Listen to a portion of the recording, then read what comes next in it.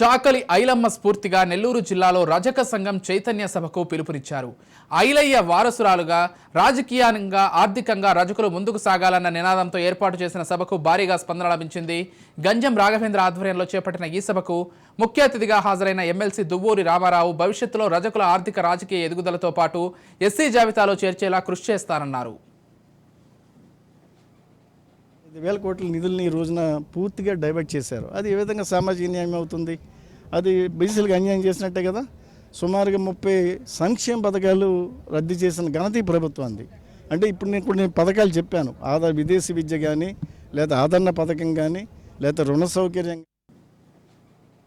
5,000 కోట్ల నిధుల్ని ఈ రోజున పూర్తిగా డైవర్ట్ చేశారు. అది ఏ విధంగా సామాజిక న్యాయం అవుతుంది? అది బీసీలకు అన్యాయం చేసినట్టే కదా.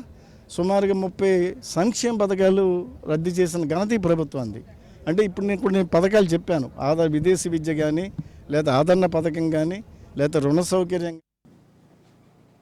5,000 కోట్ల నిధుల్ని ఈ రోజున పూర్తిగా డైవర్ట్ చేశారు. అది ఏ విధంగా సామాజిక న్యాయం అవుతుంది? అది బీసీలకు అన్యాయం చేసినట్టే కదా. సుమారుగా 30 సంక్షేమ పథకాలు రద్దు చేసిన ఘనత ఈ ప్రభుత్వానికి. అంటే ఇప్పుడు నేను పథకాలు చెప్పాను, విదేశీ విద్య కానీ, లేదా ఆదరణ పథకం కానీ, లేదా రుణ సౌకర్యం.